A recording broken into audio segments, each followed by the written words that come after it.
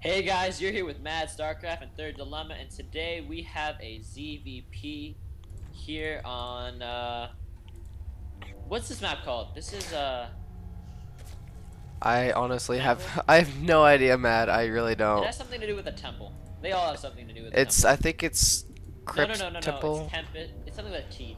Oh, Tempest. Tempest Cyclone something. Typhoon Peaks. Typhoon Boom, Peaks. baby. All right, so we have a ZVP on Typhoon Peaks, and in the top right-hand corner.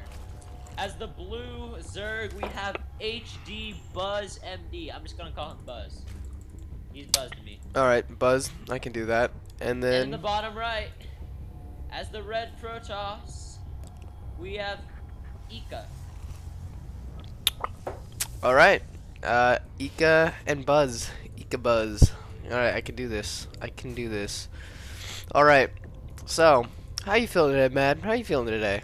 Matt, me, I'm doing all right. It's a very good day on the ladder for me, so I'm excited for that. But no, it's a fine day to cast some low-level games. I 100% agree. Alright, I'm just gonna say this real fast. If you look at the APM tab, Blue's APM is like skyrocketing because he's one of the spammers. He's spamming the shit out of that keyboard. Yes, sir, he is. Holy crap. Um, actually, what's your average APM? Do you know what yours is, Matt? Yep. Throughout a game, I'm around 65. That's about, and I'm trying to get that higher because I normally don't do a lot of harass. I don't drop a lot. I actually can only stutter step units that have been stimmed, so I actually don't stutter. Yeah. I'm about 65. Wow. Yeah, that's a lot different than mine. It's funny. Where are you at? There's a spawning pool going down in the Zerg base. He hasn't thrown down an expansion yet, and just a cybernetics core going up for the Protoss. My APM is it's like 130 at times because my it sounds like my way of playing Terran is completely different to yours. My favorite way to play Terran is doing mass drops all over the place constantly. There you go. My TVZ strategy is literally all I do is make Marines and Medevacs, and I just constantly drop, and they get so mad. Well, I'm favored towards siege tanks, so in TVT siege tanks, the only way really I'm going bio would be TVP, and in that case you just need to cloak your ghost, EMP everything, and then hit stim, and then the game's pretty much over. Yeah, I have a hard time with making ghosts in TVP. It sounds stupid, but it's true. Alright, there's a base going down for a Zerg player in the third expansion, and so I think what his plan is that he wants Protoss to like not scout it for a little bit, so he can get an easy base up with no problem. Well, the only issue I see with this is the second is, well, actually on this map your expansions are quite open, just overall as the landscape, and the fact that they have destructible rocks at the back. So maybe he just feels comfortable taking that third and kind of taking his bases away from the Protoss rather than towards him. Yep. Zergling's speed is like halfway done too. Alright, I'm gonna switch to production tab now. Okay, we have a sentry going down, warp gate going up, or warp gate technology, I should say. Yeah, I do agree with you on the third base thing, because now that I think about it, these destructible rocks are very hard to get down early game, so this would be a safer expansion than this one would be, because this base is just so open, especially to drops, and this, like, if this was a Terran player, this base is so open to drops, because it's like immediate drop into your worker line, so... And then, yeah, and then there's rocks that you can go to a little path. This natural base is very, very easy to kill. These natural bases actually are like really, really close to each other. They're like extremely close to each other. They're two destructible rocks away, and your opponent's natural. And So that could account for why he's taking his third. He's just further away. and another thing, yeah, like you hit that spot on. Another thing though is that Reapers are really fast on this map because you can actually take this path because you just hop down and then hop back up and you're already in your opponent's natural or main. So that's actually really a key point on this map in TVZ. Well, we're at a PVZ here, and we just had some speedlings poke up into the main. They actually picked off a probe, I think. So that is some just good harassment. The queen is pot for the natural. He's getting some drones over there. The roach warrant is almost complete, so we are going to see some roaches. He's Wait, still what are you talking? Wait, where are you? Roaches? We are going to see some roaches. No, he just made a few roaches. Actually, he has a lot of roaches. Yeah, that's what I meant. Oh, okay. I'm like, yeah, he's got like 9 roaches right now, bro. Alright, okay, so we're still, okay, we're good, synchronized. Alright, just making sure. Yeah, there's a base being thrown down for the Protoss in the very, very secluded bottom 6 o'clock expansion. I'm actually really shocked about this. I don't think I've ever seen a game where the Protoss gets to 3 bases before a Zerg, so this is extremely, extremely unusual. Do you think he's gonna make an expansion at his natural really soon to make it seem like he's just going normal, or do you think he's just gonna act like he's on one base, sort of like the same way Protoss is, or Zerg is? Well, I don't think he can because with that many sentries, I'm pretty sure it's safe to assume that it's a 3-gate expo. Yep, and with the robo, of course, included. Yeah, so, well, now that's coming up. So, but that many center count almost guarantees that it's a 3-gate expo, and since the expo is not in the natural, you can assume he's expanded to another place. And, yeah, we have the Twilight Council going up. Gonna be getting either Charge or Blink. The Observer's about to go out there, go scout some stuff, so that's gonna be good for our Protoss brethren. Yes, sir. Yes, sir. He's currently scouting in the Zerg base. Zerg. Whoa. Okay, I just totally lost my train of thought.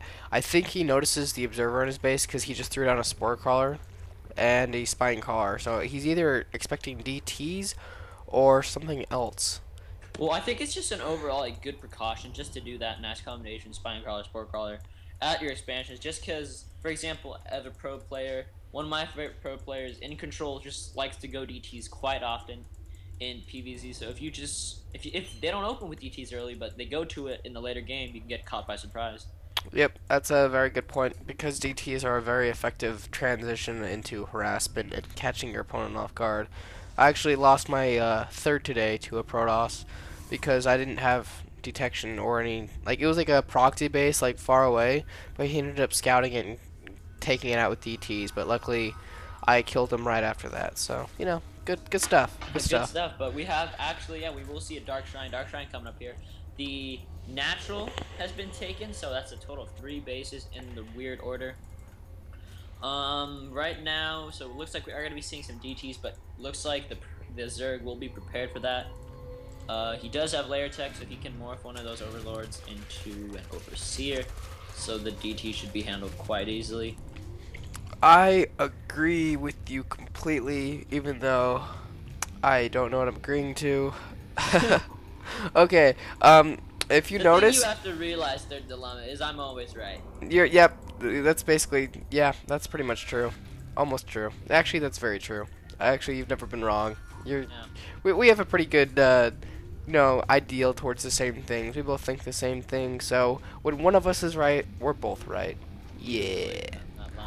We have a warp prism swinging around here. Actually, not loaded with any loot units, but I think it's gonna get scouted by. Yep. Buzz Overlord saw it. Oh my gosh, he's warping in DTs, and he has no detection over here.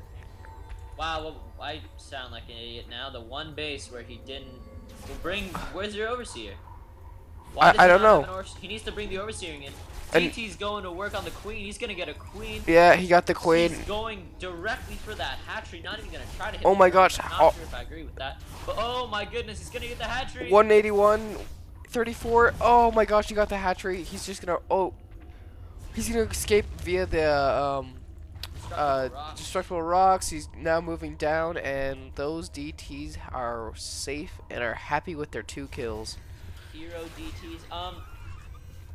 Sniping the hatchery is always good, but in that case, actually no. I'm still not decided on if I like that he went directly for the hatchery rather than killing tons of drones. I think he knew he didn't have much time to harass, because there's that when you have the moment of surprise on your hands, you don't have a long time. You have to do the best with what you have. And I think that the fact that he got a free hatchery with a free queen, completely free, makes it Yeah. very worth it. So, nice job, very good play by the Protoss player. And a third is going down for the Protoss in now his third base. He still doesn't want to go for that natural base, though. It's interesting.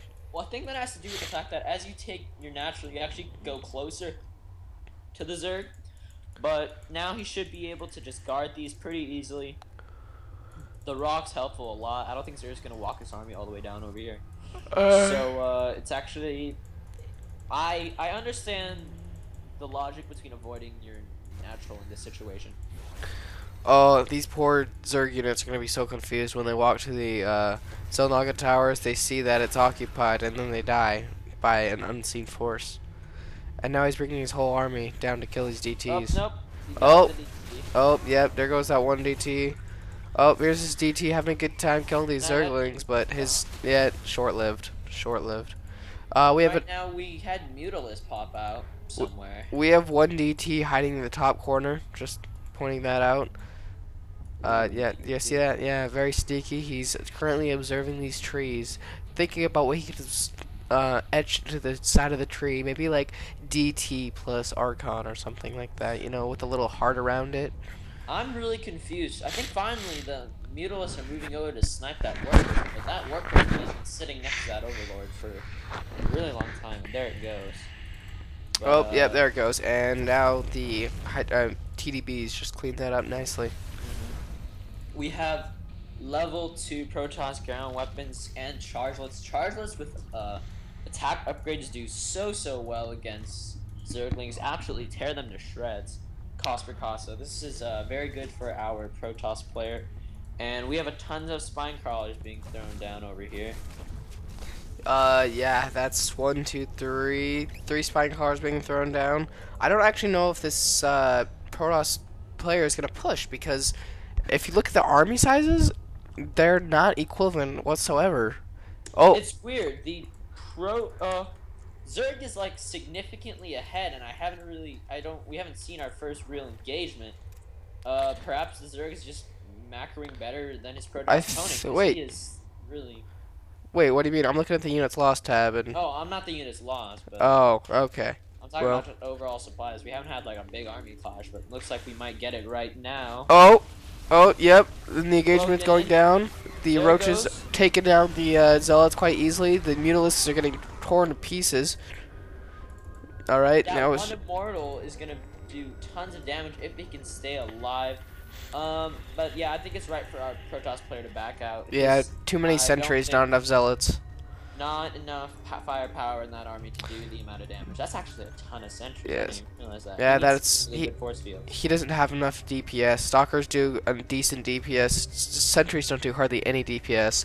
But what he really needs is some Colossus right now, because Colossus are like the main powerhouse of damage in your army. And if you're not going to tech up to Colossus, then you're going to need to hurry and transition to a different tech tree. Maybe like High Templars, or maybe even Stargate. I love seeing Stargates. If he got a few Phoenixes out on this map, he could get 3, 4, 5, 6. He could get, oh man, 7, 8, 9.